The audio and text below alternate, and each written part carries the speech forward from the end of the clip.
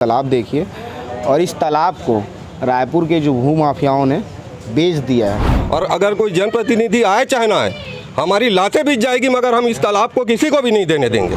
उसके बाद भी बड़े बड़े बिल्डर आके इसको फाटने का प्रयास कर रहे हैं, निर्माण कार्य का प्रयास कर रहे हैं। पुनः जांच कर स्थगन दिया जाए, या तो हमारे गांव वाले फिर से जाके उग्र आंदोलन करेंगे। इसकी जवाबदारी प्रशासन की होगी। कौन मिला हुआ है इसमें? प्रशासन है, विधायक है, क्षेत्रीय विधायक जो है, अपना पार्षद है, सारे लोग। विधायक भी इसमें मिला हुआ है। बिल्कुल। रायपुर में भू माफियाओं को मंदिर और तालाब तक को बेच दिया जा रहा है, छोड़ा नहीं जा रहा है। प्रशासन के पूछने के लिए है ना भैया, आश्वासन देते हैं हो जाएगा तुम्हारे पक्ष हम, हो जाएगा तुम्हारे पक्ष हम, लेकिन कब होगा? मीटिंग हुई थी, उसमें साफ बोले हैं कि इसमें 5-7 लोग और हैं, मगर मैं नाम नहीं बताऊंगा, और मेरे को गन पॉइंट में रख के मेरे से साइन करवाया गया। रायपुर के लालपुर इलाके में हूँ मैं, जिस जगह खड़ा हूँ ये शीतला माता मंदिर है लालपुर का, और शीतला माता मंदिर के जस्ट बाजू में आप देखेंगे एक बड़ा सा तालाब है। ये तालाब की तस्वीर मैं आपको पहले दिखा देता हूँ। ये तालाब देखिए और इस तालाब को रायपुर के जो भू माफियाओं ने बेच दिया है।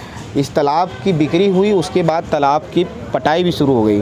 तालाब को लोगों ने पाटना शुरू कर दिया, उसके बाद ग्रामीणों ने खूब विरोध किया है। आप सोचिए, भू माफियाओं ने तालाब तो बेच दिया, तालाब के साथ मंदिर को तक नहीं छोड़ा है। गांव वालों ने जो मंदिर मेहनत से बनाई है उसको तक लोगों ने बेच दिया है। गांव के ग्रामीण हैं जो पिछले 1 साल से विरोध कर रहे हैं, लगातार आवाज़ उठा रहे हैं कि इसकी बिक्री कैसे हुई है।